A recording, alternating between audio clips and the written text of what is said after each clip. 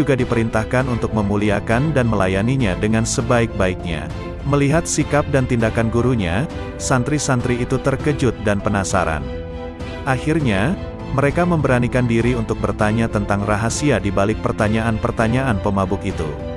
Syekh Abdul Qadir Al-Jailani mendengar pertanyaan santri-santrinya dengan sabar penuh perhatian. Beliau lalu berkata, "Anak-anakku, maksud pertanyaan pertama pemabuk itu adalah, apakah Allah Maha Kuasa menerima taubatku atau tidak?" Maka aku jawab, "Tentu, Allah Maha Kuasa untuk menerima taubatmu." Sedangkan, maksud pertanyaan yang kedua adalah, apakah Allah Maha Kuasa menjadikanku berada pada kedudukanmu? Maka aku menjawab, tentu, Allah Maha Kuasa untuk itu. Dan pada pertanyaan yang ketiga maksudnya, apakah Allah Maha Kuasa menjadikanmu berada pada kedudukanku? Pertanyaan ketiga inilah yang menyebabkanku menangis karena takut kepada Allah. Lalu aku jawab dengan hati tergetar, tentu, Allah Maha Kuasa, Maha Kuasa, Maha Kuasa. Pertanyaan itu pula yang mendorongku untuk bersujud dan berdoa kepada Allah agar tidak menjadikanku merasa aman terhadap rencana Allah. Semoga Allah memelihara kesehatanku dan menutupi aibku. 4. Dialog batiniah dengan Allah. Dengan nama Allah yang Maha Pengasih lagi Maha Penyayang. Allah Subhanahu wa Ta'ala berkata, "Wahai penolong agung." Aku menjawab, "Aku mendengar panggilanmu, wahai Tuhannya si penolong." Dia berkata, "Setiap tahapan antara alam Na'asut dan alam Malakut adalah syariat, setiap tahapan antara alam Malakut dan Jabarut adalah tarekat, dan setiap tahapan antara alam Jabarut dan alam Lahut adalah hakikat." Lalu dia berkata kepadaku, "Wahai penolong agung, aku tidak pernah mewujudkan diriku dalam sesuatu sebagaimana perwujudanku dalam diri manusia." Lalu aku bertanya, "Wahai Tuhanku, apakah engkau memiliki tempat?" Maka dia berkata kepadaku, "Wahai penolong agung, akulah pencipta tempat, dan aku tidak memiliki tempat." Lalu aku bertanya, "Wahai Tuhanku, apakah engkau makan dan minum?" Maka dia berkata kepadaku, "Wahai penolong agung, makanan dan minuman kaum fakir adalah makanan dan minumanku." Lalu aku berkata, "Wahai Tuhanku, dari apa engkau ciptakan malaikat?" Dia berkata kepadaku, "Aku ciptakan malaikat dari cahaya manusia, dan aku ciptakan manusia dari cahayaku." Lalu dia berkata kepadaku, "Wahai penolong agung, aku jadikan manusia sebagai kendaraanku, dan aku jadikan seluruh isi alam sebagai kendaraan baginya." Lalu dia berkata kepadaku, "Wahai penolong agung, betapa indahnya aku sebagai pencari. Betapa indahnya manusia sebagai yang dicari. Betapa indahnya manusia sebagai pengendara, dan betapa indahnya alam sebagai kendaraan baginya." Lalu dia berkata kepadaku, "Wahai penolong agung, manusia adalah rahasiaku dan aku adalah rahasianya. Jika manusia menyadari kedudukannya di sisiku, maka ia akan berucap pada setiap hembusan nafasnya, 'Milik siapakah kekuasaan pada hari ini?' Lalu dia berkata kepadaku, 'Wahai penolong agung, tidaklah manusia makan sesuatu, atau minum sesuatu, dan tidaklah ia berdiri atau duduk, berbicara atau diam. Tidak pula ia melakukan suatu perbuatan, menuju sesuatu atau menjauhi sesuatu, kecuali aku ada di situ, bersemayam dalam dirinya dan menggerakkannya.' Lalu dia berkata kepadaku, 'Wahai penolong agung, tubuh manusia, jiwanya, hatinya, ruhnya, pendengarannya, penglihatannya, tangannya, kakinya, dan lidahnya, semua itu aku persembahkan kepadanya oleh diriku, untuk diriku. Dia tak lain adalah aku, dan aku bukanlah selain dia.' Lalu dia berkata kepadaku, 'Wahai penolong agung, jika engkau melihat seseorang terbakar oleh api kefakiran dan hancur karena banyaknya kebutuhan, maka dekatilah ia, karena tidak ada penghalang antara diriku dan dirinya.' Lalu dia berkata kepadaku, 'Wahai penolong agung, janganlah engkau makan sesuatu atau minum sesuatu dan janganlah engkau tidur, kecuali dengan kehadiran hati yang sadar dan mata yang awas.' Lalu dia berkata kepadaku, 'Wahai penolong agung, barang siapa terhalang dari perjalananku di dalam batin, maka ia akan diuji dengan perjalanan lahir, dan ia tidak akan semakin dekat dariku melainkan justru semakin menjauh dalam perjalanan batin.' Lalu dia berkata kepadaku, 'Wahai penolong agung, kemanunggalan ruhani merupakan keadaan yang tak dapat diungkapkan dengan kata-kata. Siapa yang percaya dengannya sebelum mengalaminya sendiri, maka ia telah kafir. Dan barang siapa menginginkan ibadah setelah mencapai keadaan wusyul, maka ia telah menyekutukan Allah Subhanahu wa Ta'ala. Lalu dia berkata kepadaku, "Wahai penolong agung, barang siapa memperoleh kebahagiaan azali, maka selamat atasnya, dia tidak akan terhina selamanya. Dan barang siapa memperoleh kesengsaraan azali, maka celaka baginya, dia tidak akan diterima sama sekali setelah itu." Lalu dia berkata kepadaku, "Wahai penolong agung, aku jadikan kefakiran dan kebutuhan sebagai kendaraan manusia. Barang siapa menaikinya, maka ia telah sampai di tempatnya sebelum menyeberangi gurun dan lembah." Lalu dia berkata kepadaku, "Wahai penolong agung, bila manusia mengetahui apa yang terjadi setelah kematian, tentu ia tidak menginginkan hidup di dunia ini. Dan ia akan berkata di setiap saat dan kesempatan, 'Tuhan, matikan aku.' Lalu dia berkata kepadaku, 'Wahai penolong agung, semua makhluk pada hari kiamat akan dihadapkan kepadaku dalam keadaan tuli, bisu dan buta, lalu merasa rugi dan menangis. Demikian pula di dalam kubur.'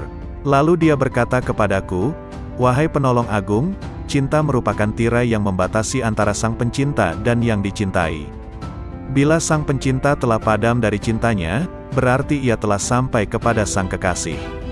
Lalu dia berkata kepadaku, 'Wahai penolong agung, aku melihat ruh-ruh menunggu di dalam jasad-jasad mereka setelah ucapannya, bukankah aku ini Tuhanmu, sampai hari kiamat?'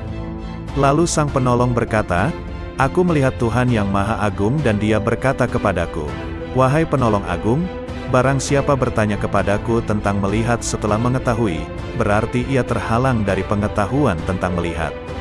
Barang siapa mengira bahwa melihat tidak sama dengan mengetahui, maka berarti ia telah terperdaya oleh melihat Allah Subhanahu wa Ta'ala.' Lalu dia berkata kepadaku, 'Wahai penolong agung, orang fakir dalam pandanganku bukanlah orang yang tidak memiliki apa-apa, melainkan orang fakir adalah ia yang memegang kendali atas segala sesuatu. Bila ia berkata kepada sesuatu, jadilah, maka terjadilah ia. Lalu dia berkata kepadaku, tak ada persahabatan dan kenikmatan di dalam surga setelah kemunculanku di sana, dan tak ada kesendirian dan kebakaran di dalam neraka setelah sapaanku kepada para penghuninya. Lalu dia berkata kepadaku, Wahai penolong agung, aku yang paling mulia di antara semua yang mulia, dan aku yang paling penyayang di antara semua penyayang. Lalu dia berkata kepadaku, Wahai penolong agung, tidurlah di sisiku tidak seperti tidurnya orang-orang awam, maka engkau akan melihatku. Terhadap hal ini aku bertanya, Wahai Tuhanku, dan nafsu dari syahwat, menjauhkan hati dari pikiran dan perasaan buruk, dan menjauhkan ruh dari pandangan yang melalaikan, lalu meleburkan zatmu di dalam zat. Lalu dia berkata kepadaku, Wahai penolong agung, katakan kepada sahabatmu dan pencintamu, siapa di antara kalian yang menginginkan kedekatan denganku, maka hendaklah ia memilih kefakiran, lalu kefakiran dari kefakiran. Bila kefakiran itu telah sempurna, maka tak ada lagi apapun selain aku. Lalu dia berkata, Wahai penolong agung, berbahagialah jika engkau mengasihi makhluk-makhlukku, dan beruntunglah jika engkau memaafkan makhluk-makhlukku. Lalu dia berkata kepadaku, Wahai penolong agung, katakan kepada pencintamu dan sahabatmu, ambillah manfaat dari doa kaum fakir, karena mereka bersamaku dan aku bersama mereka. Lalu dia berkata kepadaku, Wahai penolong agung, aku bersama segala sesuatu, tempat tinggalnya, pengawasnya, dan kepadaku tempat kembalinya. Lalu dia berkata kepadaku, Wahai penolong agung, jangan peduli pada surga dan apa yang ada di sana, maka engkau akan melihat aku tanpa perantara. Dan jangan peduli pada neraka serta apa yang ada di sana, maka engkau akan melihat aku tanpa perantara. Lalu dia berkata kepadaku, Wahai penolong agung, para penghuni surga disibukkan oleh surga, dan para penghuni neraka disibukkan olehku. Lalu dia berkata kepadaku, Wahai penolong agung, sebagian penghuni surga berlindung dari kenikmatan, sebagaimana penghuni neraka berlindung dari jilatan api. Lalu dia berkata kepadaku, Wahai penolong agung, barang siapa disibukkan dengan selain aku, maka temannya adalah sabuk pada hari kiamat. Lalu dia berkata kepadaku, "Wahai penolong agung, orang-orang yang dekat mencari pertolongan dari kedekatan, sebagaimana orang-orang yang jauh mencari pertolongan dari kejauhan." Lalu dia berkata kepadaku, "Wahai penolong agung, sesungguhnya aku memiliki hamba-hamba yang bukan nabi maupun rasul, yang kedudukan mereka tidak diketahui oleh siapapun dari penghuni dunia maupun penghuni akhirat, dari penghuni surga ataupun neraka, tidak juga malaikat Malik ataupun Ridwan, dan aku tidak menjadikan mereka untuk surga maupun untuk neraka, tidak untuk pahala ataupun siksa, tidak untuk bidadari, istana maupun pelayan-pelayan mudanya. Maka beruntunglah orang yang mempercayai mereka meski belum mengenal mereka." Lalu dia berkata kepadaku, "Wahai penolong agung, engkau adalah salah satu dari mereka. Dan di antara tanda-tanda mereka di dunia adalah tubuh-tubuh mereka terbakar karena sedikitnya makan dan minum, nafsu mereka telah hangus dari syahwat, hati mereka telah hangus dari pikiran dan perasaan buruk, ruh-ruh mereka juga telah hangus dari pandangan yang melalaikan. Mereka adalah pemilik keabadian yang terbakar oleh cahaya perjumpaan." Lalu dia berkata kepadaku, "Wahai penolong agung, bila seseorang yang haus datang kepadamu di hari yang amat panas, sedangkan engkau memiliki air dingin dan engkau sedang tidak membutuhkan air, jika engkau menahan air itu baginya, maka engkau adalah orang yang paling kikir. Bagaimana aku menolak mereka dari rahmatku, padahal aku telah menetapkan atas diriku, bahwa aku paling pengasih di antara yang mengasihi." Lalu dia berkata kepadaku, "Wahai penolong agung, tak seorang pun dari ahli maksiat yang jauh dariku, dan tak seorang pun dari ahli ketaatan yang dekat dariku." Lalu dia berkata kepadaku, "Wahai penolong agung, bila seseorang dekat kepadaku, maka ia adalah dari kalangan maksiat, karena ia merasa memiliki kekurangan dan penyesalan."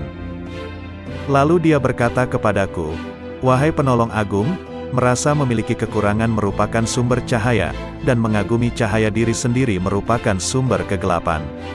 Lalu dia berkata kepadaku, "Wahai penolong agung, ahli maksiat akan tertutupi oleh kemaksiatannya, dan ahli taat akan tertutupi oleh ketaatannya. Dan aku memiliki hamba-hamba selain mereka, yang tidak ditimpa kesedihan maksiat dan keresahan ketaatan." Lalu dia berkata kepadaku, "Wahai penolong agung, sampaikan kabar gembira kepada para pendosa tentang adanya keutamaan dan kemurahan, dan sampaikan berita kepada para pengagum diri sendiri tentang adanya keadilan dan pembalasan." Lalu dia berkata kepadaku, "Wahai penolong agung, ahli ketaatan selalu mengingat kenikmatan, dan ahli maksiat selalu mengingat yang maha pengasih." Lalu dia berkata kepadaku, "Wahai penolong agung, aku dekat dengan pelaku maksiat setelah ia berhenti dari kemaksiatannya, dan aku jauh dari orang yang taat setelah ia berhenti dari ketaatannya." Lalu dia berkata kepadaku, "Wahai penolong agung, aku menciptakan orang awam namun mereka tidak mampu memandang cahaya kebesaranku, maka aku meletakkan tirai kegelapan di antara diriku dan mereka. Dan aku menciptakan orang-orang khusus namun mereka tidak mampu mendekatiku dan mereka sebagai tirai penghalang." Lalu dia berkata kepadaku, "Wahai penolong agung, katakan kepada para sahabatmu, siapa di antara mereka yang ingin sampai kepadaku, maka ia harus keluar dari segala sesuatu selain aku." Lalu dia berkata kepadaku, "Wahai penolong agung, keluarlah dari batas dunia, maka engkau akan sampai ke akhirat. Dan keluarlah dari batas akhirat, maka engkau akan sampai kepadaku." Lalu dia berkata kepadaku, "Wahai penolong agung, keluarlah engkau dari raga dan jiwamu, lalu keluarlah dari hati dan ruhmu, lalu keluarlah dari hukum dan perintah, maka engkau akan sampai kepadaku." Maka aku bertanya, "Wahai Tuhanku, salat seperti apa yang paling dekat denganmu?" Dia berkata, "Salat yang di dalamnya tiada apapun kecuali aku, dan orang yang melakukannya lenyap dari salatnya dan tenggelam karenanya." Lalu aku berkata, "Wahai Tuhanku, puasa seperti apa yang paling utama di sisimu?" Dia berkata, "Puasa yang di dalamnya tiada apapun selain aku, dan orang yang melakukannya lenyap darinya." Lalu aku berkata, "Wahai Tuhanku, amal apa yang paling utama di sisimu?" Dia berkata, "Amal yang di dalamnya tiada apapun selain aku, baik itu surga ataupun neraka, dan pelakunya lenyap darinya." Lalu aku berkata, "Wahai Tuhanku, tangisan seperti apa yang paling utama di sisimu?" Dia berkata, "Tangisan orang-orang yang tertawa." Lalu aku berkata, "Wahai Tuhanku, tertawa seperti apa yang paling utama di sisimu?" Dia berkata, "Tertawanya orang-orang yang menangis karena bertobat." Lalu aku berkata, "Wahai Tuhanku, tobat seperti apa yang paling utama di sisimu?" Dia menjawab, "Tobatnya orang-orang yang suci." Lalu aku bertanya, "Wahai Tuhanku, kesucian seperti apa yang paling utama di sisimu?" Dia menjawab, "Kesucian orang-orang yang bertobat." Lalu dia berkata kepadaku, "Wahai penolong agung, pencari ilmu di mataku tidak mempunyai jalan kecuali setelah ia mengakui kebodohannya, karena jika ia tidak melepaskan ilmu yang ada padanya, ia akan menjadi setan." Berkatalah Sang Penolong Agung, "Aku bertemu Tuhanku Subhanahu wa Ta'ala dan aku bertanya kepadanya, 'Wahai Tuhan, apa makna kerinduan?' Ish." Dia menjawab, "Wahai Penolong Agung, engkau mesti merindukanku dan mengosongkan hatimu dari selain aku." Lalu dia berkata kepadaku, "Wahai Penolong Agung, jika engkau mengerti bentuk kerinduan maka engkau harus lenyap dari kerinduan, karena ia merupakan penghalang antara si perindu dan yang dirindukan." Lalu dia berkata kepadaku, "Wahai Penolong Agung, bila engkau berniat melakukan tobat, maka pertama kali engkau harus bertobat dari nafsu, lalu mengeluarkan pikiran dan perasaan buruk dari hati dengan mengusir kegelisahan dosa, maka engkau akan sampai kepadaku. Dan hendaknya engkau bersabar, karena bila tidak bersabar berarti engkau hanya bermain-main belaka." Lalu dia berkata kepadaku, "Wahai Penolong Agung, bila engkau ingin memasuki wilayahku, maka hendaknya engkau tidak berpaling kepada alam mulk, alam malakut, maupun alam jabarut. Karena alam mulk adalah setannya orang berilmu, dan malakut adalah setannya ahli makrifat, dan jabarut adalah setannya orang yang sadar. Siapa yang puas dengan salah satu dari ketiganya, maka ia akan terusir dari sisiku." Dan dia berkata kepadaku, "Wahai Penolong Agung, perjuangan spiritual adalah salah satu lautan di samudera penyaksian dan telah dipilih oleh orang-orang yang sadar. Barang siapa hendak masuk ke samudera musyahadah, maka ia harus memilih mujahadah, karena mujahadah merupakan benih dari musyahadah dan musyahadah tanpa mujahadah adalah mustahil. Barang siapa telah memilih mujahadah, maka ia akan mengalami musyahadah, dikehendaki atau tidak dikehendaki." Dan dia berkata kepadaku, "Wahai Penolong Agung, para pencari jalan spiritual tidak dapat berjalan tanpa mujahadah, sebagaimana mereka tak dapat melakukannya tanpa aku." Dan dia berkata kepadaku, "Wahai Penolong Agung, sesungguhnya hamba yang paling kucintai adalah hamba yang mempunyai ayah dan anak tetapi hatinya kosong dari keduanya. Jika ayahnya meninggal, ia tidak sedih karenanya, dan jika anaknya pun meninggal, ia pun tidak gundah karenanya. Jika seorang hamba telah mencapai tingkat seperti ini, maka di sisiku tanpa ayah dan tanpa anak, dan tak ada bandingan baginya." Dan dia berkata kepadaku, "Wahai Penolong Agung, siapa yang tidak merasakan lenyapnya seorang ayah karena kecintaan kepadaku dan lenyapnya seorang anak karena kecintaan kepadaku, maka ia tak akan merasakan lezatnya kesendirian dan ketunggalan." Dia juga berkata kepadaku, "Wahai Penolong Agung, bila engkau ingin memandangku di setiap tempat, maka engkau harus memilih hati resah yang kosong dari selain aku." Lalu aku bertanya, "Tuhanku, apa ilmunya ilmu itu?" Dia menjawab, "Ilmunya ilmu adalah ketidaktahuan akan ilmu."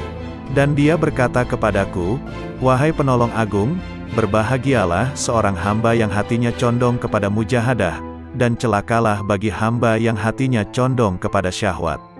Lalu aku bertanya kepada Tuhanku Subhanahu wa Ta'ala tentang Miraj. Dia berkata, "Miraj adalah naik meninggalkan segala sesuatu kecuali aku, dan kesempurnaan Miraj adalah pandangan tidak berpaling dan tidak pula melampauinya." Lalu dia berkata kepadaku, "Wahai Penolong Agung, tidak ada salat bagi orang yang tidak melakukan Miraj kepadaku." Lalu dia berkata kepadaku, "Wahai Penolong Agung, orang yang kehilangan salatnya adalah orang yang tidak Miraj kepadaku."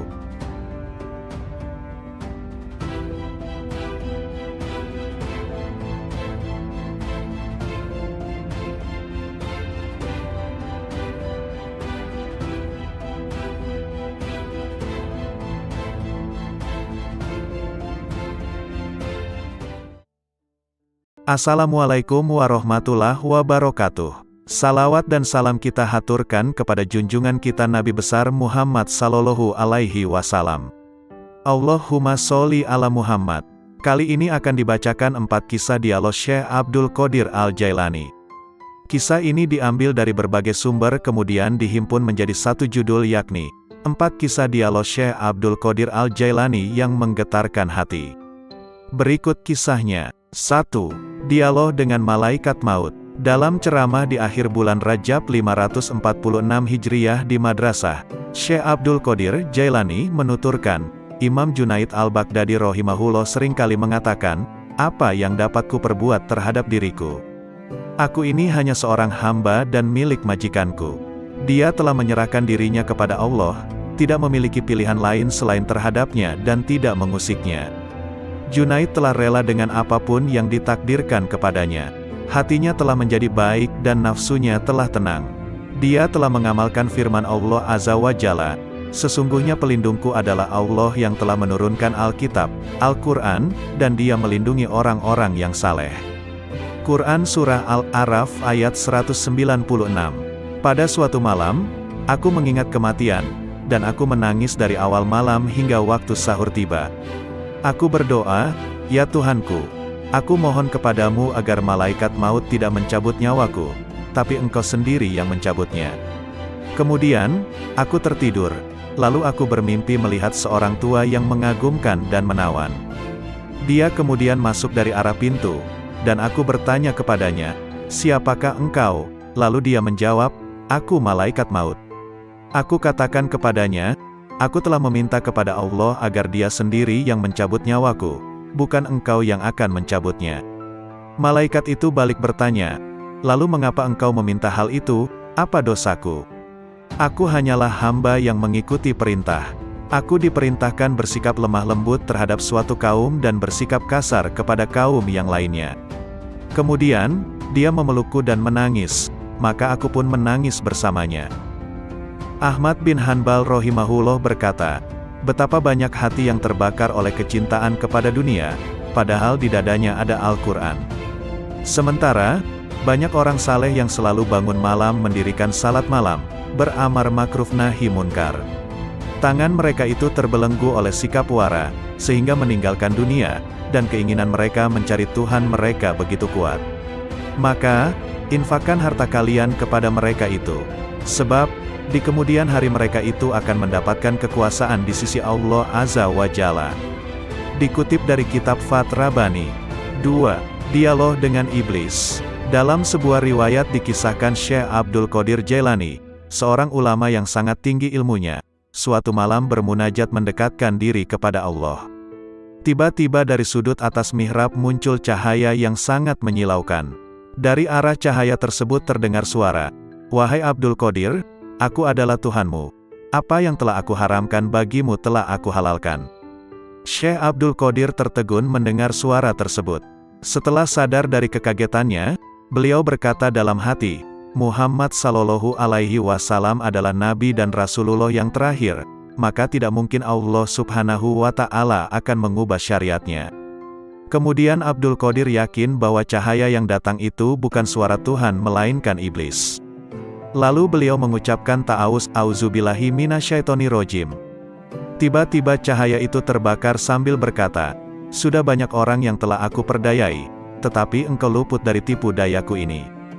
3. Dialog dengan pemabuk. Kisah ini diriwayatkan dari Syekh Abdul Qadir Al-Jailani rahimahullah. Pada suatu saat, ketika Syekh Abdul Qadir bersama-sama santri-santrinya sedang berjalan melewati sebuah gang di kota Baghdad lama, tiba-tiba mereka bertemu dengan seorang pemabuk yang sedang terbaring di selokan di pinggir jalan. Pakaiannya kotor dan kumuh. Tanpa terduga, pemabuk itu menghentikan langkah rombongan Syekh Abdul Qadir Al-Jailani dan santri-santrinya. Ia memanggil-manggil Syekh Abdul Qadir Al-Jailani seraya berkata, wahai Abdul Qadir, Allah itu maha kuasa atau tidak? Sambil tersenyum ramah Syekh Abdul Qadir menjawab pertanyaan itu, tentu, Allah Maha Kuasa. Seolah tidak mendengar jawaban Syekh Abdul Qadir Al-Jailani, pemabuk bertanya kembali, wahai Abdul Qadir, Allah itu Maha Kuasa atau tidak? Dengan tersenyum penuh kasih sayang, Syekh Abdul Qadir Al-Jailani meladeni pertanyaan pemabuk itu. Pasti, Allah adalah zat yang maha kuasa atas segalanya. Untuk yang ketiga kalinya, pemabuk itu mengajukan pertanyaan yang sama. Wahai Abdul Qadir, Allah itu maha kuasa atau tidak? Di saat pertanyaan yang ketiga, tiba-tiba Syekh Abdul Qadir Al-Jailani menangis terseduh. Beliau bersujud kepada Allah lalu berkata, "Demi Allah wahai saudaraku, Allah itu maha kuasa, maha kuasa, maha kuasa." Setelah itu, Syekh Abdul Qadir Al-Jailani memerintahkan kepada santri-santrinya untuk membawa pemabuk itu ke pondok dan memandikannya. Mereka juga diperintahkan untuk memuliakan dan melayaninya dengan sebaik-baiknya. Melihat sikap dan tindakan gurunya, santri-santri itu terkejut dan penasaran. Akhirnya, mereka memberanikan diri untuk bertanya tentang rahasia di balik pertanyaan-pertanyaan pemabuk itu. Syekh Abdul Qadir Al-Jailani mendengar pertanyaan santri-santrinya dengan sabar penuh perhatian. Beliau lalu berkata, "Anak-anakku, maksud pertanyaan pertama pemabuk itu adalah, apakah Allah maha kuasa menerima taubatku atau tidak?" Maka aku jawab, "Tentu, Allah maha kuasa untuk menerima taubatmu." Sedangkan, maksud pertanyaan yang kedua adalah, apakah Allah maha kuasa menjadikanku berada pada kedudukanmu? Maka aku menjawab, tentu, Allah maha kuasa untuk itu. Dan pada pertanyaan yang ketiga maksudnya, apakah Allah maha kuasa menjadikanmu berada pada kedudukanku? Pertanyaan ketiga inilah yang menyebabkanku menangis karena takut kepada Allah. Lalu aku jawab dengan hati tergetar, tentu, Allah maha kuasa, maha kuasa, maha kuasa. Pertanyaan itu pula yang mendorongku untuk bersujud dan berdoa kepada Allah agar tidak menjadikanku merasa aman terhadap rencana Allah. Semoga Allah memelihara kesehatanku dan menutupi aibku. 4. Dialog batiniah dengan Allah. Dengan nama Allah yang maha pengasih lagi maha penyayang. Allah subhanahu wa ta'ala berkata, "Wahai penolong agung." Aku menjawab, "Aku mendengar panggilanmu, wahai Tuhannya si penolong." Dia berkata, "Setiap tahapan antara alam Na'asut dan alam Malakut adalah syariat, setiap tahapan antara alam Malakut dan Jabarut adalah tarekat, dan setiap tahapan antara alam Jabarut dan alam Lahut adalah hakikat." Lalu dia berkata kepadaku, "Wahai penolong agung, aku tidak pernah mewujudkan diriku dalam sesuatu sebagaimana perwujudanku dalam diri manusia." Lalu aku bertanya, "Wahai Tuhanku, apakah engkau memiliki tempat?" Maka dia berkata kepadaku, "Wahai penolong agung, akulah pencipta tempat, dan aku tidak memiliki tempat." Lalu aku bertanya, "Wahai Tuhanku, apakah engkau makan dan minum?" Maka dia berkata kepadaku, "Wahai penolong agung, makanan dan minuman kaum fakir adalah makanan dan minumanku." Lalu aku berkata, "Wahai Tuhanku, dari apa engkau ciptakan malaikat?" Dia berkata kepadaku, "Aku ciptakan malaikat dari cahaya manusia, dan aku ciptakan manusia dari cahayaku." Lalu dia berkata kepadaku, "Wahai penolong agung, aku jadikan manusia sebagai kendaraanku, dan aku jadikan seluruh isi alam sebagai kendaraan baginya." Lalu dia berkata kepadaku, "Wahai penolong agung, betapa indahnya aku sebagai pencari. Betapa indahnya manusia sebagai yang dicari. Betapa indahnya manusia sebagai pengendara, dan betapa indahnya alam sebagai kendaraan baginya." Lalu dia berkata kepadaku, "Wahai penolong agung, manusia adalah rahasiaku dan aku adalah rahasianya. Jika manusia menyadari kedudukannya di sisiku, maka ia akan berucap pada setiap hembusan nafasnya, 'Milik siapakah kekuasaan pada hari ini?' Lalu dia berkata kepadaku, 'Wahai penolong agung, katakan kepada sahabatmu dan pencintamu, siapa di antara kalian yang menginginkan kedekatan denganku, maka hendaklah ia memilih kefakiran, lalu kefakiran dari kefakiran. Bila kefakiran itu telah sempurna, maka tak ada lagi apapun selain aku.' Lalu dia berkata, 'Wahai penolong agung, berbahagialah jika engkau mengasihi makhluk-makhlukku, dan beruntunglah jika engkau memaafkan makhluk-makhlukku.'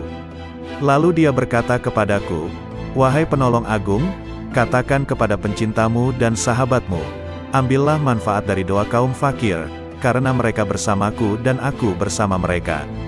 Lalu dia berkata kepadaku, Wahai penolong agung, aku bersama segala sesuatu, tempat tinggalnya, pengawasnya, dan kepadaku tempat kembalinya. Lalu dia berkata kepadaku, wahai penolong agung, jangan peduli pada surga dan apa yang ada di sana, maka engkau akan melihat aku tanpa perantara.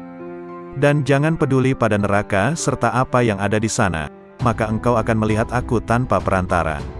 Lalu dia berkata kepadaku, wahai penolong agung, para penghuni surga disibukkan oleh surga, dan para penghuni neraka disibukkan olehku. Lalu dia berkata kepadaku, wahai penolong agung, sebagian penghuni surga berlindung dari kenikmatan, sebagaimana penghuni neraka berlindung dari jilatan api. Lalu dia berkata kepadaku, wahai penolong agung, barang siapa disibukkan dengan selain aku, maka temannya adalah sabuk pada hari kiamat. Lalu dia berkata kepadaku, wahai penolong agung, orang-orang yang dekat mencari pertolongan dari kedekatan, sebagaimana orang-orang yang jauh mencari pertolongan dari kejauhan. Lalu dia berkata kepadaku, wahai penolong agung, sesungguhnya aku memiliki hamba-hamba yang bukan nabi maupun rasul, yang kedudukan mereka tidak diketahui oleh siapapun dari penghuni dunia maupun penghuni akhirat, dari penghuni surga ataupun neraka, tidak juga malaikat Malik ataupun Ridwan, dan aku tidak menjadikan mereka untuk surga maupun untuk neraka, tidak untuk pahala ataupun siksa, tidak untuk bidadari, istana maupun pelayan-pelayan mudanya. Maka beruntunglah orang yang mempercayai mereka meski belum mengenal mereka. Lalu dia berkata kepadaku, wahai penolong agung, engkau adalah salah satu dari mereka.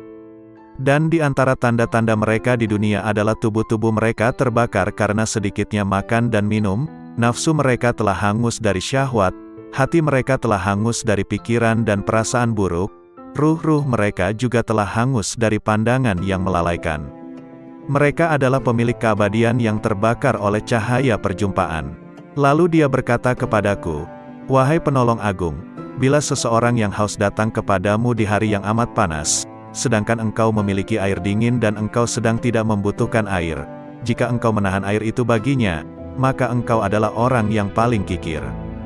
Bagaimana aku menolak mereka dari rahmatku, padahal aku telah menetapkan atas diriku, bahwa aku paling pengasih di antara yang mengasihi.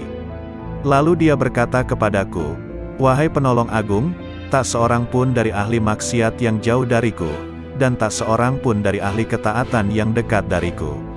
Lalu dia berkata kepadaku, wahai penolong agung, bila seseorang dekat kepadaku, maka ia adalah dari kalangan maksiat, karena ia merasa memiliki kekurangan dan penyesalan. Lalu dia berkata kepadaku, wahai penolong agung, merasa memiliki kekurangan merupakan sumber cahaya, dan mengagumi cahaya diri sendiri merupakan sumber kegelapan. Lalu dia berkata kepadaku, wahai penolong agung, ahli maksiat akan tertutupi oleh kemaksiatannya, dan ahli taat akan tertutupi oleh ketaatannya. Dan aku memiliki hamba-hamba selain mereka, yang tidak ditimpa kesedihan maksiat dan keresahan ketaatan. Lalu dia berkata kepadaku, wahai penolong agung, sampaikan kabar gembira kepada para pendosa tentang adanya keutamaan dan kemurahan, dan sampaikan berita kepada para pengagum diri sendiri tentang adanya keadilan dan pembalasan. Lalu dia berkata kepadaku, wahai penolong agung, ahli ketaatan selalu mengingat kenikmatan, dan ahli maksiat selalu mengingat yang maha pengasih. Lalu dia berkata kepadaku, wahai penolong agung, aku dekat dengan pelaku maksiat setelah ia berhenti dari kemaksiatannya, dan aku jauh dari orang yang taat setelah ia berhenti dari ketaatannya. Lalu dia berkata kepadaku, wahai penolong agung, aku menciptakan orang awam namun mereka tidak mampu memandang cahaya kebesaranku, maka aku meletakkan tirai kegelapan di antara diriku dan mereka. Dan aku menciptakan orang-orang khusus namun mereka tidak mampu mendekatiku dan mereka sebagai tirai penghalang.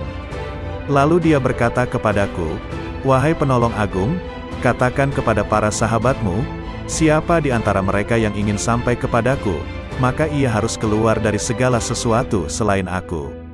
Lalu dia berkata kepadaku, wahai penolong agung, keluarlah dari batas dunia, maka engkau akan sampai ke akhirat.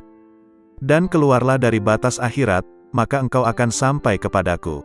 Lalu dia berkata kepadaku, wahai penolong agung, keluarlah engkau dari raga dan jiwamu, lalu keluarlah dari hati dan ruhmu, lalu keluarlah dari hukum dan perintah, maka engkau akan sampai kepadaku. Maka aku bertanya, wahai Tuhanku, salat seperti apa yang paling dekat denganmu? Dia berkata, salat yang di dalamnya tiada apapun kecuali aku, dan orang yang melakukannya lenyap dari salatnya dan tenggelam karenanya. Lalu aku berkata, wahai Tuhanku, puasa seperti apa yang paling utama di sisimu? Dia berkata, puasa yang di dalamnya tiada apapun selain aku, dan orang yang melakukannya lenyap darinya. Lalu aku berkata, wahai Tuhanku, amal apa yang paling utama di sisimu? Dia berkata, amal yang di dalamnya tiada apapun selain aku, baik itu surga ataupun neraka, dan pelakunya lenyap darinya. Lalu aku berkata, wahai Tuhanku, tangisan seperti apa yang paling utama di sisimu? Dia berkata, tangisan orang-orang yang tertawa. Lalu aku berkata, wahai Tuhanku, tertawa seperti apa yang paling utama di sisimu? Dia berkata, tertawanya orang-orang yang menangis karena bertobat. Lalu aku berkata, wahai Tuhanku, tobat seperti apa yang paling utama di sisimu? Dia menjawab, tobatnya orang-orang yang suci. Lalu aku bertanya, wahai Tuhanku, kesucian seperti apa yang paling utama di sisimu? Dia menjawab, kesucian orang-orang yang bertobat. Lalu dia berkata kepadaku, wahai penolong agung, pencari ilmu di mataku tidak mempunyai jalan kecuali setelah ia mengakui kebodohannya, karena jika ia tidak melepaskan ilmu yang ada padanya, ia akan menjadi setan. Berkatalah sang penolong agung, aku bertemu Tuhanku subhanahu wa ta'ala dan aku bertanya kepadanya, wahai Tuhan, apa makna kerinduan? Dia menjawab, wahai penolong agung, engkau mesti merindukanku dan mengosongkan hatimu dari selain aku. Lalu dia berkata kepadaku, wahai penolong agung, jika engkau mengerti bentuk kerinduan maka engkau harus lenyap dari kerinduan, karena ia merupakan penghalang antara si perindu dan yang dirindukan. Lalu dia berkata kepadaku, wahai penolong agung, bila engkau berniat melakukan tobat, maka pertama kali engkau harus bertobat dari nafsu, lalu mengeluarkan pikiran dan perasaan buruk dari hati dengan mengusir kegelisahan dosa, maka engkau akan sampai kepadaku. Dan hendaknya engkau bersabar, karena bila tidak bersabar berarti engkau hanya bermain-main belaka. Lalu dia berkata kepadaku, wahai penolong agung, bila engkau ingin memasuki wilayahku, maka hendaknya engkau tidak berpaling kepada alam mulk, alam malakut, maupun alam jabarut. Karena alam mulk adalah setannya orang berilmu, dan malakut adalah setannya ahli makrifat, dan jabarut adalah setannya orang yang sadar. Siapa yang puas dengan salah satu dari ketiganya, maka ia akan terusir dari sisiku. Dan dia berkata kepadaku, wahai penolong agung, perjuangan spiritual adalah salah satu lautan di samudera penyaksian dan telah dipilih oleh orang-orang yang sadar. Barang siapa hendak masuk ke samudera musyahadah, maka ia harus memilih mujahadah, karena mujahadah merupakan benih dari musyahadah dan musyahadah tanpa mujahadah adalah mustahil. Barang siapa telah memilih mujahadah, maka ia akan mengalami musyahadah, dikehendaki atau tidak dikehendaki. Dan dia berkata kepadaku, wahai penolong agung, para pencari jalan spiritual tidak dapat berjalan tanpa mujahadah, sebagaimana mereka tak dapat melakukannya tanpa aku. Dan dia berkata kepadaku, wahai penolong agung, sesungguhnya hamba yang paling kucintai adalah hamba yang mempunyai ayah dan anak tetapi hatinya kosong dari keduanya. Jika ayahnya meninggal, ia tidak sedih karenanya, dan jika anaknya pun meninggal, ia pun tidak gundah karenanya. Jika seorang hamba telah mencapai tingkat seperti ini, maka di sisiku tanpa ayah dan tanpa anak, dan tak ada bandingan baginya. Dan dia berkata kepadaku, wahai penolong agung, siapa yang tidak merasakan lenyapnya seorang ayah karena kecintaan kepadaku dan lenyapnya seorang anak karena kecintaan kepadaku, maka ia tak akan merasakan lezatnya kesendirian dan ketunggalan. Dia juga berkata kepadaku, wahai penolong agung, bila engkau ingin memandangku di setiap tempat, maka engkau harus memilih hati resah yang kosong dari selain aku. Lalu aku bertanya, Tuhanku, apa ilmunya ilmu itu? Dia menjawab, ilmunya ilmu adalah ketidaktahuan akan ilmu. Dan dia berkata kepadaku, wahai penolong agung, berbahagialah seorang hamba yang hatinya condong kepada mujahadah, dan celakalah bagi hamba yang hatinya condong kepada syahwat. Lalu aku bertanya kepada Tuhanku Subhanahu wa Ta'ala tentang Miraj.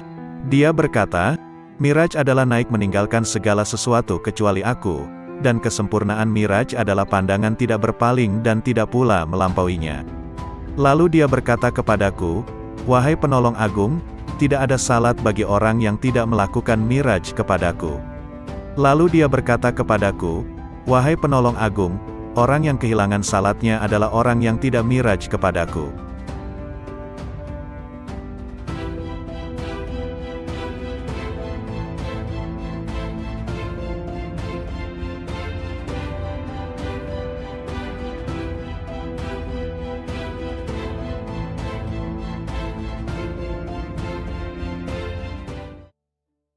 Assalamualaikum warahmatullahi wabarakatuh. Salawat dan salam kita haturkan kepada junjungan kita Nabi besar Muhammad sallallahu alaihi wasallam.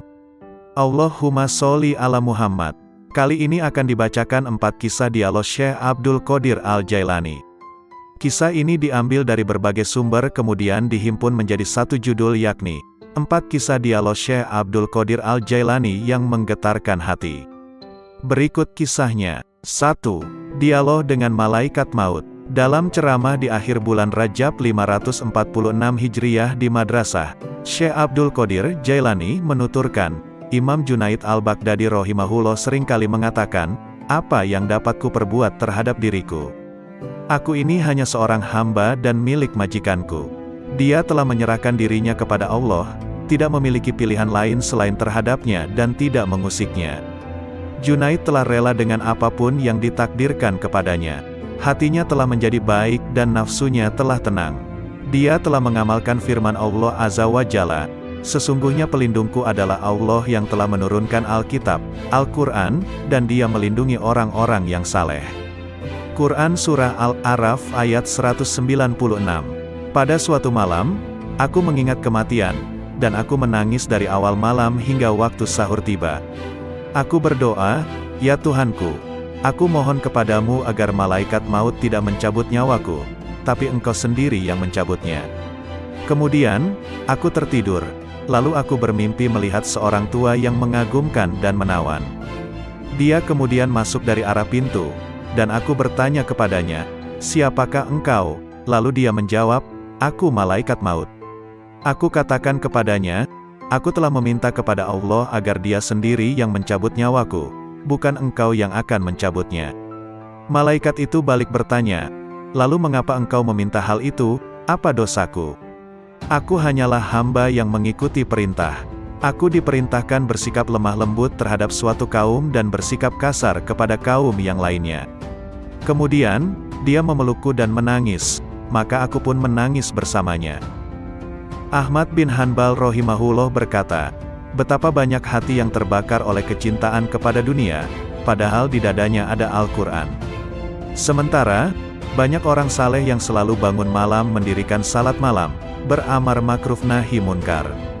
Tangan mereka itu terbelenggu oleh sikap wara, sehingga meninggalkan dunia, dan keinginan mereka mencari Tuhan mereka begitu kuat.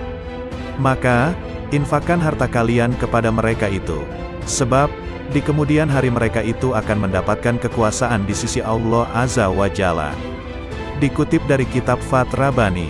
2. Dialog dengan Iblis. Dalam sebuah riwayat dikisahkan Syekh Abdul Qadir Jailani, seorang ulama yang sangat tinggi ilmunya, suatu malam bermunajat mendekatkan diri kepada Allah. Tiba-tiba dari sudut atas mihrab muncul cahaya yang sangat menyilaukan. Dari arah cahaya tersebut terdengar suara, wahai Abdul Qadir, aku adalah Tuhanmu. Apa yang telah aku haramkan bagimu telah aku halalkan. Syekh Abdul Qadir tertegun mendengar suara tersebut. Setelah sadar dari kekagetannya, beliau berkata dalam hati, Muhammad sallallahu alaihi wasallam adalah Nabi dan Rasulullah yang terakhir, maka tidak mungkin Allah subhanahu wa ta'ala akan mengubah syariatnya. Kemudian Abdul Qadir yakin bahwa cahaya yang datang itu bukan suara Tuhan melainkan iblis. Lalu beliau mengucapkan ta'awuz, auzubillahi minasyaitonirrajim.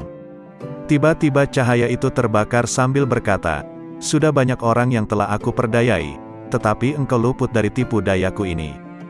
3. Dialog dengan pemabuk. Kisah ini diriwayatkan dari Syekh Abdul Qadir Al-Jailani rahimahullah. Pada suatu saat, ketika Syekh Abdul Qadir bersama-sama santri-santrinya sedang berjalan melewati sebuah gang di kota Baghdad lama, tiba-tiba mereka bertemu dengan seorang pemabuk yang sedang terbaring di selokan di pinggir jalan. Pakaiannya kotor dan kumuh. Tanpa terduga, pemabuk itu menghentikan langkah rombongan Syekh Abdul Qadir Al-Jailani dan santri-santrinya. Ia memanggil-manggil Syekh Abdul Qadir Al-Jailani seraya berkata, "Wahai Abdul Qadir, Allah itu Maha Kuasa atau tidak?" Sambil tersenyum ramah Syekh Abdul Qadir menjawab pertanyaan itu, "Tentu, Allah Maha Kuasa." Seolah tidak mendengar jawaban Syekh Abdul Qadir Al-Jailani, pemabuk bertanya kembali, "Wahai Abdul Qadir, Allah itu Maha Kuasa atau tidak?" Dengan tersenyum penuh kasih sayang, Syekh Abdul Qadir Al-Jailani meladeni pertanyaan pemabuk itu. "Pasti, Allah adalah zat yang Maha Kuasa atas segalanya." Untuk yang ketiga kalinya, pemabuk itu mengajukan pertanyaan yang sama, "Wahai Abdul Qadir, Allah itu Maha Kuasa atau tidak?" Di saat pertanyaan yang ketiga, tiba-tiba Syekh Abdul Qadir Al-Jailani menangis terseduh.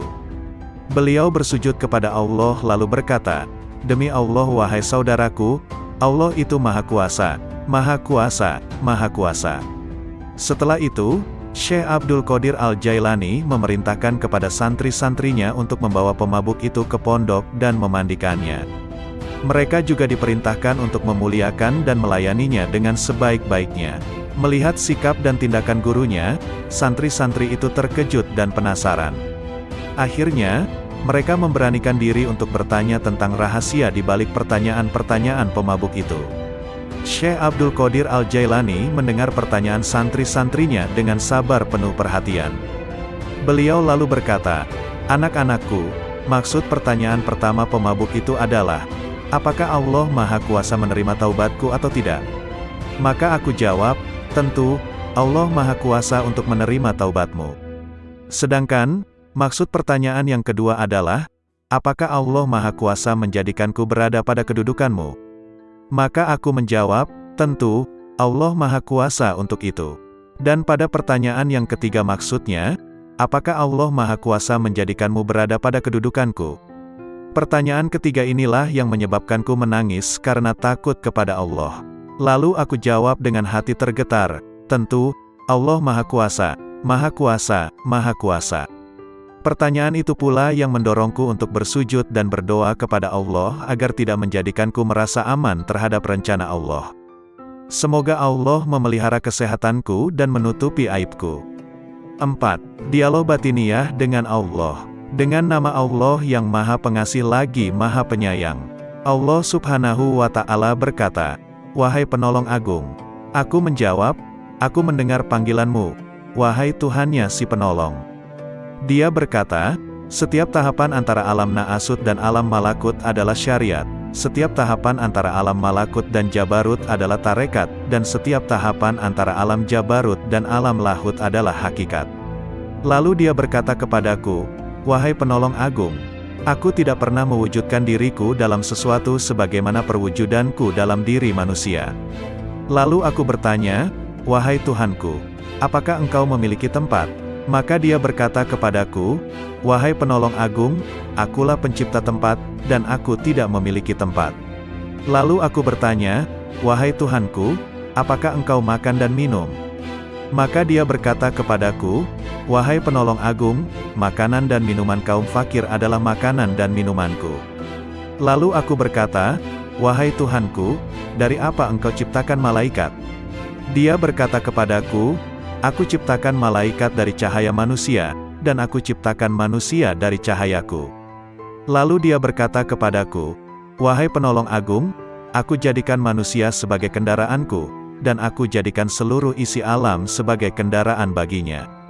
Lalu dia berkata kepadaku, "Wahai penolong agung, betapa indahnya aku sebagai pencari. Betapa indahnya manusia sebagai yang dicari. Betapa indahnya manusia sebagai pengendara, dan betapa indahnya alam sebagai kendaraan baginya."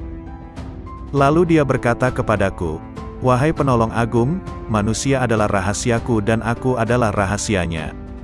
Jika manusia menyadari kedudukannya di sisiku, maka ia akan berucap pada setiap hembusan nafasnya, milik siapakah kekuasaan pada hari ini? Lalu dia berkata kepadaku, wahai penolong agung, tidaklah manusia makan sesuatu, atau minum sesuatu di sebuah gang di kota Baghdad lama. Tiba-tiba mereka bertemu dengan seorang pemabuk yang sedang terbaring di selokan di pinggir jalan. Pakaiannya kotor dan kumuh.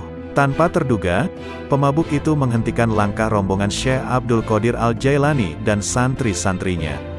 Ia memanggil-manggil Syekh Abdul Qadir Al-Jailani seraya berkata, wahai Abdul Qadir, Allah itu maha kuasa atau tidak? Sambil tersenyum ramah Syekh Abdul Qadir menjawab pertanyaan itu, tentu, Allah Maha Kuasa. Seolah tidak mendengar jawaban Syekh Abdul Qadir Al-Jailani, pemabuk bertanya kembali, wahai Abdul Qadir, Allah itu Maha Kuasa atau tidak?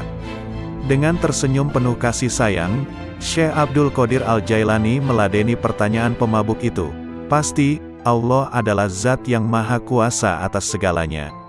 Untuk yang ketiga kalinya, pemabuk itu mengajukan pertanyaan yang sama, wahai Abdul Qadir, Allah itu Maha Kuasa atau tidak?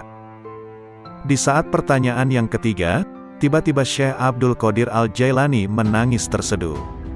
Beliau bersujud kepada Allah lalu berkata, demi Allah wahai saudaraku, Allah itu Maha Kuasa, Maha Kuasa, Maha Kuasa. Setelah itu, Syekh Abdul Qadir Al-Jailani memerintahkan kepada santri-santrinya untuk membawa pemabuk itu ke pondok dan memandikannya. Mereka juga diperintahkan untuk memuliakan dan melayaninya dengan sebaik-baiknya. Melihat sikap dan tindakan gurunya, santri-santri itu terkejut dan penasaran. Akhirnya, mereka memberanikan diri untuk bertanya tentang rahasia di balik pertanyaan-pertanyaan pemabuk itu. Syekh Abdul Qadir Al-Jailani mendengar pertanyaan santri-santrinya dengan sabar penuh perhatian. Beliau lalu berkata, anak-anakku, maksud pertanyaan pertama pemabuk itu adalah, apakah Allah Maha Kuasa menerima taubatku atau tidak? Maka aku jawab, tentu, Allah Maha Kuasa untuk menerima taubatmu. Sedangkan, maksud pertanyaan yang kedua adalah, apakah Allah Maha Kuasa menjadikanku berada pada kedudukanmu? Maka aku menjawab, tentu, Allah Maha Kuasa untuk itu. Dan pada pertanyaan yang ketiga maksudnya, apakah Allah Maha Kuasa menjadikanmu berada pada kedudukanku? Pertanyaan ketiga inilah yang menyebabkanku menangis karena takut kepada Allah. Lalu aku jawab dengan hati tergetar, tentu, Allah Maha Kuasa, Maha Kuasa, Maha Kuasa. Pertanyaan itu pula yang mendorongku untuk bersujud dan berdoa kepada Allah agar tidak menjadikanku merasa aman terhadap rencana Allah. Semoga Allah memelihara kesehatanku dan menutupi aibku. 4. Dialog batiniah dengan Allah. Dengan nama Allah yang Maha Pengasih lagi Maha Penyayang. Allah Subhanahu wa Ta'ala berkata, wahai penolong agung. Aku menjawab, aku mendengar panggilanmu, wahai Tuhannya si penolong. Dia berkata, setiap tahapan antara alam Na'asut dan alam Malakut adalah syariat, setiap tahapan antara alam Malakut dan Jabarut adalah tarekat, dan setiap tahapan antara alam Jabarut dan alam Lahut adalah hakikat. Lalu dia berkata kepadaku, wahai penolong agung, aku tidak pernah mewujudkan diriku dalam sesuatu sebagaimana perwujudanku dalam diri manusia. Lalu aku bertanya, wahai Tuhanku, apakah engkau memiliki tempat? Maka dia berkata kepadaku, wahai penolong agung, akulah pencipta tempat, dan aku tidak memiliki tempat. Lalu aku bertanya, wahai Tuhanku, apakah engkau makan dan minum? Maka dia berkata kepadaku, wahai penolong agung, makanan dan minuman kaum fakir adalah makanan dan minumanku. Lalu aku berkata, wahai Tuhanku, dari apa engkau ciptakan malaikat? Dia berkata kepadaku, aku ciptakan malaikat dari cahaya manusia, dan aku ciptakan manusia dari cahayaku. Lalu dia berkata kepadaku, wahai penolong agung, aku jadikan manusia sebagai kendaraanku, dan aku jadikan seluruh isi alam sebagai kendaraan baginya. Lalu dia berkata kepadaku, wahai penolong agung, betapa indahnya aku sebagai pencari. Betapa indahnya manusia sebagai yang dicari. Betapa indahnya manusia sebagai pengendara, dan betapa indahnya alam sebagai kendaraan baginya. Lalu dia berkata kepadaku, wahai penolong agung, manusia adalah rahasiaku dan aku adalah rahasianya. Jika manusia menyadari kedudukannya di sisiku, maka ia akan berucap pada setiap hembusan nafasnya, milik siapakah kekuasaan pada hari ini? Lalu dia berkata kepadaku, wahai penolong agung, tidaklah manusia makan sesuatu, atau minum sesuatu, dan tidaklah ia berdiri atau duduk, berbicara atau diam. Tidak pula ia melakukan suatu perbuatan, menuju sesuatu atau menjauhi sesuatu, kecuali aku ada di situ, bersemayam dalam dirinya dan menggerakkannya. Lalu dia berkata kepadaku, wahai penolong agung, tubuh manusia, jiwanya, hatinya, ruhnya, pendengarannya, penglihatannya, tangannya, kakinya, dan lidahnya, semua itu aku persembahkan kepadanya oleh diriku, untuk diriku. Dia tak lain adalah aku, dan aku bukanlah selain dia. Lalu dia berkata kepadaku, wahai penolong agung, jika engkau melihat seseorang terbakar oleh api kefakiran dan hancur karena banyaknya kebutuhan, maka dekatilah ia, karena tidak ada penghalang antara diriku dan dirinya. Lalu dia berkata kepadaku, wahai penolong agung, janganlah engkau makan sesuatu atau minum sesuatu dan janganlah engkau tidur, kecuali dengan kehadiran hati yang sadar dan mata yang awas.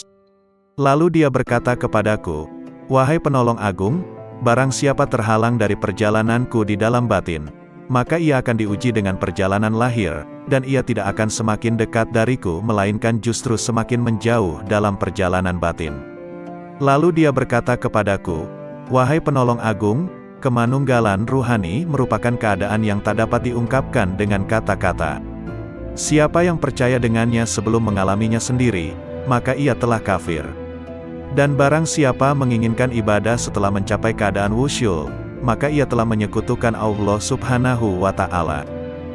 Lalu dia berkata kepadaku, wahai penolong agung, barang siapa memperoleh kebahagiaan azali, maka selamat atasnya, dia tidak akan terhina selamanya.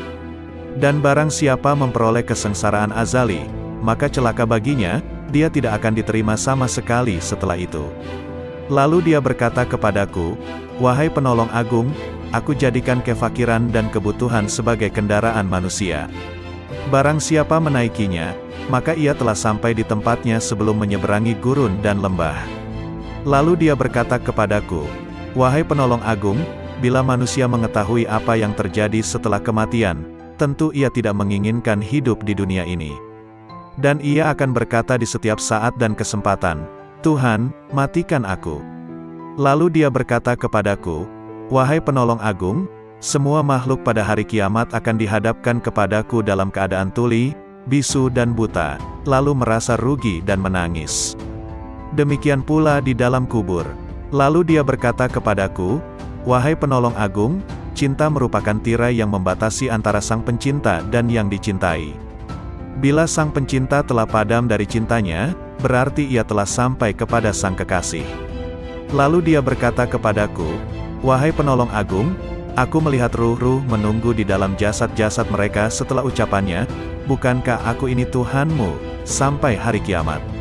Lalu sang penolong berkata, aku melihat Tuhan yang Maha Agung dan dia berkata kepadaku, wahai penolong agung, barang siapa bertanya kepadaku tentang melihat setelah mengetahui, berarti ia terhalang dari pengetahuan tentang melihat. Barang siapa mengira bahwa melihat tidak sama dengan mengetahui, maka berarti ia telah terperdaya oleh melihat Allah Subhanahu wa Ta'ala. Lalu dia berkata kepadaku, wahai penolong agung, orang fakir dalam pandanganku bukanlah orang yang tidak memiliki apa-apa, melainkan orang fakir adalah ia yang memegang kendali atas segala sesuatu. Bila ia berkata kepada sesuatu, jadilah, maka terjadilah ia. Lalu dia berkata kepadaku, tak ada persahabatan dan kenikmatan di dalam surga setelah kemunculanku di sana, dan tak ada kesendirian dan kebakaran di dalam neraka setelah sapaanku kepada para penghuninya. Lalu dia berkata kepadaku, wahai penolong agung, aku yang paling mulia di antara semua yang mulia, dan aku yang paling penyayang di antara semua penyayang. Lalu dia berkata kepadaku, wahai penolong agung, tidurlah di sisiku tidak seperti tidurnya orang-orang awam, maka engkau akan melihatku. Terhadap hal ini aku bertanya, wahai Tuhanku, bagaimana aku tidur di sisimu? Dia berkata, dengan menjauhkan jasmani dari kesenangan, menjauhkan nafsu dari syahwat, menjauhkan hati dari pikiran dan perasaan buruk, dan menjauhkan ruh dari pandangan yang melalaikan, lalu meleburkan zatmu di dalam zat. Lalu dia berkata kepadaku, "Wahai penolong agung, katakan kepada sahabatmu dan pencintamu, siapa di antara kalian yang menginginkan kedekatan denganku, maka hendaklah ia memilih kefakiran, lalu kefakiran dari kefakiran. Bila kefakiran itu telah sempurna, maka tak ada lagi apapun selain aku." Lalu dia berkata, "Wahai penolong agung, berbahagialah jika engkau mengasihi makhluk-makhlukku, dan beruntunglah jika engkau memaafkan makhluk-makhlukku." Lalu dia berkata kepadaku, "Wahai penolong agung, katakan kepada pencintamu dan sahabatmu, ambillah manfaat dari doa kaum fakir, karena mereka bersamaku dan aku bersama mereka." Lalu dia berkata kepadaku, "Wahai penolong agung, aku bersama segala sesuatu, tempat tinggalnya, pengawasnya, dan kepadaku tempat kembalinya." Lalu dia berkata kepadaku, "Wahai penolong agung, jangan peduli pada surga dan apa yang ada di sana, maka engkau akan melihat aku tanpa perantara. Dan jangan peduli pada neraka serta apa yang ada di sana, maka engkau akan melihat aku tanpa perantara." Lalu dia berkata kepadaku, "Wahai penolong agung, para penghuni surga disibukkan oleh surga, dan para penghuni neraka disibukkan olehku." Lalu dia berkata kepadaku, "Wahai penolong agung, sebagian penghuni surga berlindung dari kenikmatan, sebagaimana penghuni neraka berlindung dari jilatan api." Lalu dia berkata kepadaku, "Wahai penolong agung, barang siapa disibukkan dengan selain aku, maka temannya adalah sabuk pada hari kiamat." Lalu dia berkata kepadaku, "Wahai penolong agung, orang-orang yang dekat mencari pertolongan dari kedekatan, sebagaimana orang-orang yang jauh mencari pertolongan dari kejauhan." Lalu dia berkata kepadaku, "Wahai penolong agung, sesungguhnya aku memiliki hamba-hamba yang bukan nabi maupun rasul, yang kedudukan mereka tidak diketahui oleh siapapun dari penghuni dunia maupun penghuni akhirat, dari penghuni surga ataupun neraka, tidak juga malaikat Malik ataupun Ridwan, dan aku tidak menjadikan mereka untuk surga maupun untuk neraka, tidak untuk pahala ataupun siksa, tidak untuk bidadari, istana maupun pelayan-pelayan mudanya. Maka beruntunglah orang yang mempercayai mereka meski belum mengenal mereka." Lalu dia berkata kepadaku, "Wahai penolong agung, engkau adalah salah satu dari mereka. Dan di antara tanda-tanda mereka di dunia adalah tubuh-tubuh mereka terbakar karena sedikitnya makan dan minum, nafsu mereka telah hangus dari syahwat, hati mereka telah hangus dari pikiran dan perasaan buruk, ruh-ruh mereka juga telah hangus dari pandangan yang melalaikan. Mereka adalah pemilik keabadian yang terbakar oleh cahaya perjumpaan." Lalu dia berkata kepadaku, "Wahai penolong agung, bila seseorang yang haus datang kepadamu di hari yang amat panas, sedangkan engkau memiliki air dingin dan engkau sedang tidak membutuhkan air, jika engkau menahan air itu baginya, maka engkau adalah orang yang paling kikir. Bagaimana aku menolak mereka dari rahmatku, padahal aku telah menetapkan atas diriku, bahwa aku paling pengasih di antara yang mengasihi." Lalu dia berkata kepadaku, "Wahai penolong agung, tak seorang pun dari ahli maksiat yang jauh dariku, dan tak seorang pun dari ahli ketaatan yang dekat dariku." Lalu dia berkata kepadaku, "Wahai penolong agung, bila seseorang dekat kepadaku, maka ia adalah dari kalangan maksiat, karena ia merasa memiliki kekurangan dan penyesalan." Lalu dia berkata kepadaku, "Wahai penolong agung, merasa memiliki kekurangan merupakan sumber cahaya, dan mengagumi cahaya diri sendiri merupakan sumber kegelapan." Lalu dia berkata kepadaku, "Wahai penolong agung, ahli maksiat akan tertutupi oleh kemaksiatannya, dan ahli taat akan tertutupi oleh ketaatannya. Dan aku memiliki hamba-hamba selain mereka, yang tidak ditimpa kesedihan maksiat dan keresahan ketaatan." Lalu dia berkata kepadaku, "Wahai penolong agung, sampaikan kabar gembira kepada para pendosa tentang adanya keutamaan dan kemurahan, dan sampaikan berita kepada para pengagum diri sendiri tentang adanya keadilan dan pembalasan." Lalu dia berkata kepadaku, "Wahai penolong agung, ahli ketaatan selalu mengingat kenikmatan, dan ahli maksiat selalu mengingat yang Maha Pengasih." Lalu dia berkata kepadaku, "Wahai penolong agung, aku dekat dengan pelaku maksiat setelah ia berhenti dari kemaksiatannya, dan aku jauh dari orang yang taat setelah ia berhenti dari ketaatannya. Lalu dia berkata kepadaku, wahai penolong agung, aku menciptakan orang awam namun mereka tidak mampu memandang cahaya kebesaranku, maka aku meletakkan tirai kegelapan di antara diriku dan mereka. Dan aku menciptakan orang-orang khusus namun mereka tidak mampu mendekatiku dan mereka sebagai tirai penghalang. Lalu dia berkata kepadaku, wahai penolong agung, katakan kepada para sahabatmu, siapa di antara mereka yang ingin sampai kepadaku, maka ia harus keluar dari segala sesuatu selain aku. Lalu dia berkata kepadaku, wahai penolong agung, keluarlah dari batas dunia, maka engkau akan sampai ke akhirat. Dan keluarlah dari batas akhirat, maka engkau akan sampai kepadaku. Lalu dia berkata kepadaku, wahai penolong agung, keluarlah engkau dari raga dan jiwamu, lalu keluarlah dari hati dan ruhmu, lalu keluarlah dari hukum dan perintah, maka engkau akan sampai kepadaku. Maka aku bertanya, wahai Tuhanku, salat seperti apa yang paling dekat denganmu? Dia berkata, salat yang di dalamnya tiada apapun kecuali aku, dan orang yang melakukannya lenyap dari salatnya dan tenggelam karenanya. Lalu aku berkata, wahai Tuhanku, puasa seperti apa yang paling utama di sisimu? Dia berkata, puasa yang di dalamnya tiada apapun selain aku, dan orang yang melakukannya lenyap darinya. Lalu aku berkata, wahai Tuhanku, amal apa yang paling utama di sisimu? Dia berkata, amal yang di dalamnya tiada apapun selain aku, baik itu surga ataupun neraka, dan pelakunya lenyap darinya. Lalu aku berkata, wahai Tuhanku, tangisan seperti apa yang paling utama di sisimu? Dia berkata, tangisan orang-orang yang tertawa. Lalu aku berkata, wahai Tuhanku, tertawa seperti apa yang paling utama di sisimu? Dia berkata, tertawanya orang-orang yang menangis karena bertobat. Lalu aku berkata, wahai Tuhanku, tobat seperti apa yang paling utama di sisimu? Dia menjawab, tobatnya orang-orang yang suci. Lalu aku bertanya, wahai Tuhanku, kesucian seperti apa yang paling utama di sisimu? Dia menjawab, kesucian orang-orang yang bertobat. Lalu dia berkata kepadaku, wahai penolong agung, pencari ilmu di mataku tidak mempunyai jalan kecuali setelah ia mengakui kebodohannya, karena jika ia tidak melepaskan ilmu yang ada padanya, ia akan menjadi setan. Berkatalah sang penolong agung, aku bertemu Tuhanku subhanahu wa ta'ala dan aku bertanya kepadanya, wahai Tuhan, apa makna kerinduan?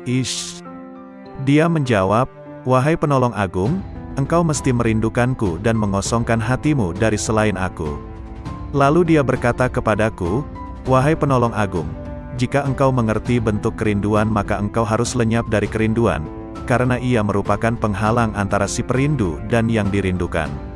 Lalu dia berkata kepadaku, wahai penolong agung, bila engkau berniat melakukan tobat, maka pertama kali engkau harus bertobat dari nafsu, lalu mengeluarkan pikiran dan perasaan buruk dari hati dengan mengusir kegelisahan dosa, maka engkau akan sampai kepadaku. Dan hendaknya engkau bersabar, karena bila tidak bersabar berarti engkau hanya bermain-main belaka. Lalu dia berkata kepadaku, wahai penolong agung, bila engkau ingin memasuki wilayahku, maka hendaknya engkau tidak berpaling kepada alam mulk, alam malakut, maupun alam jabarut. Karena alam mulk adalah setannya orang berilmu, dan malakut adalah setannya ahli makrifat, dan jabarut adalah setannya orang yang sadar. Siapa yang puas dengan salah satu dari ketiganya, maka ia akan terusir dari sisiku. Dan dia berkata kepadaku, wahai penolong agung, perjuangan spiritual adalah salah satu lautan di samudera penyaksian dan telah dipilih oleh orang-orang yang sadar. Barang siapa hendak masuk ke samudera musyahadah, maka ia harus memilih mujahadah, karena mujahadah merupakan benih dari musyahadah dan musyahadah tanpa mujahadah adalah mustahil. Barang siapa telah memilih mujahadah, maka ia akan mengalami musyahadah, dikehendaki atau tidak dikehendaki. Dan dia berkata kepadaku, wahai penolong agung, para pencari jalan spiritual tidak dapat berjalan tanpa mujahadah, sebagaimana mereka tak dapat melakukannya tanpa aku. Dan dia berkata kepadaku, wahai penolong agung, Sesungguhnya hamba yang paling kucintai adalah hamba yang mempunyai ayah dan anak tetapi hatinya kosong dari keduanya. Jika ayahnya meninggal, ia tidak sedih karenanya, dan jika anaknya pun meninggal, ia pun tidak gundah karenanya. Jika seorang hamba telah mencapai tingkat seperti ini, maka di sisiku tanpa ayah dan tanpa anak, dan tak ada bandingan baginya.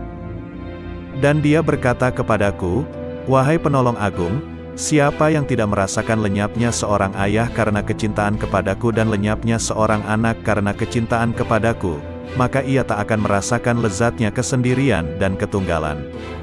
Dia juga berkata kepadaku, "Wahai penolong agung, bila engkau ingin memandangku di setiap tempat, maka engkau harus memilih hati resah yang kosong dari selain aku."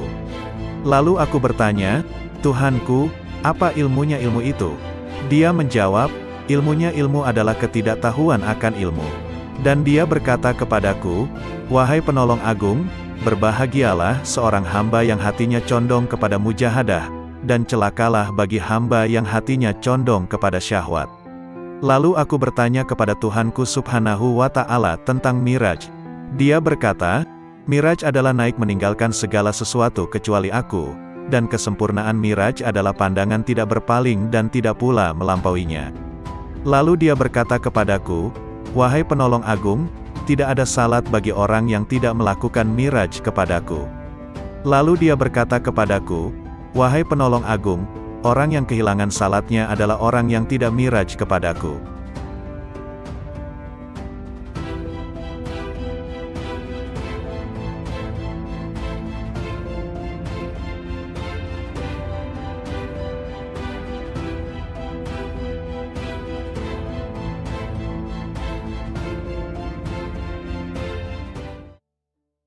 Assalamualaikum warahmatullahi wabarakatuh. Salawat dan salam kita haturkan kepada junjungan kita Nabi besar Muhammad sallallahu alaihi wasallam. Allahumma sholli ala Muhammad. Kali ini akan dibacakan 4 kisah dialog Syekh Abdul Qadir Al-Jailani. Kisah ini diambil dari berbagai sumber kemudian dihimpun menjadi satu judul yakni 4 kisah dialog Syekh Abdul Qadir Al-Jailani yang menggetarkan hati. Berikut kisahnya. 1. Dialog dengan Malaikat Maut. Dalam ceramah di akhir bulan Rajab 546 Hijriyah di Madrasah, Syekh Abdul Qadir Jailani menuturkan, Imam Junaid Al-Baghdadi rahimahullah seringkali mengatakan, "Apa yang dapat ku perbuat terhadap diriku? Aku ini hanya seorang hamba dan milik majikanku. Dia telah menyerahkan dirinya kepada Allah, tidak memiliki pilihan lain selain terhadapnya dan tidak mengusiknya." Junaid telah rela dengan apapun yang ditakdirkan kepadanya. Hatinya telah menjadi baik dan nafsunya telah tenang. Dia telah mengamalkan firman Allah Azza wa Jalla, "Sesungguhnya pelindungku adalah Allah yang telah menurunkan Alkitab, Al-Quran, dan dia melindungi orang-orang yang saleh." Quran Surah Al-A'raf ayat 196. Pada suatu malam, aku mengingat kematian, dan aku menangis dari awal malam hingga waktu sahur tiba. Aku berdoa, "Ya Tuhanku, aku mohon kepadamu agar malaikat maut tidak mencabut nyawaku, tapi Engkau sendiri yang mencabutnya." Kemudian, aku tertidur, lalu aku bermimpi melihat seorang tua yang mengagumkan dan menawan. Dia kemudian masuk dari arah pintu, dan aku bertanya kepadanya, "Siapakah engkau?" Lalu dia menjawab, "Aku malaikat maut." Aku katakan kepadanya, "Aku telah meminta kepada Allah agar Dia sendiri yang mencabut nyawaku, bukan engkau yang akan mencabutnya."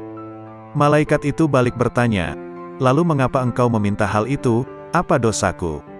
Aku hanyalah hamba yang mengikuti perintah. Aku diperintahkan bersikap lemah lembut terhadap suatu kaum dan bersikap kasar kepada kaum yang lainnya." Kemudian, dia memelukku dan menangis, maka aku pun menangis bersamanya. Ahmad bin Hanbal rahimahullah berkata, betapa banyak hati yang terbakar oleh kecintaan kepada dunia, padahal di dadanya ada Al-Quran. Sementara, banyak orang saleh yang selalu bangun malam mendirikan salat malam, beramar makruf nahi munkar. Tangan mereka itu terbelenggu oleh sikap wara, sehingga meninggalkan dunia, dan keinginan mereka mencari Tuhan mereka begitu kuat. Maka, infakkan harta kalian kepada mereka itu. Sebab, di kemudian hari mereka itu akan mendapatkan kekuasaan di sisi Allah Azza wa Jalla. Dikutip dari kitab Fath Rabbani. 2. Dialog dengan Iblis. Dalam sebuah riwayat dikisahkan Syekh Abdul Qadir Jailani, seorang ulama yang sangat tinggi ilmunya, suatu malam bermunajat mendekatkan diri kepada Allah. Tiba-tiba dari sudut atas mihrab muncul cahaya yang sangat menyilaukan. Dari arah cahaya tersebut terdengar suara, "Wahai Abdul Qadir, aku adalah Tuhanmu. Apa yang telah aku haramkan bagimu telah aku halalkan." Syekh Abdul Qadir tertegun mendengar suara tersebut. Setelah sadar dari kekagetannya, beliau berkata dalam hati, Muhammad Sallallahu Alaihi Wasallam adalah Nabi dan Rasulullah yang terakhir, maka tidak mungkin Allah Subhanahu wa Ta'ala akan mengubah syariatnya. Kemudian Abdul Qadir yakin bahwa cahaya yang datang itu bukan suara Tuhan melainkan iblis. Lalu beliau mengucapkan ta'awuz, auzubillahi minan batin. Lalu dia berkata kepadaku, "Wahai penolong agung, kemanunggalan ruhani merupakan keadaan yang tak dapat diungkapkan dengan kata-kata. Siapa yang percaya dengannya sebelum mengalaminya sendiri, maka ia telah kafir. Dan barang siapa menginginkan ibadah setelah mencapai keadaan wusyul, maka ia telah menyekutukan Allah Subhanahu wa Ta'ala." Lalu dia berkata kepadaku, "Wahai penolong agung, barang siapa memperoleh kebahagiaan azali, maka selamat atasnya,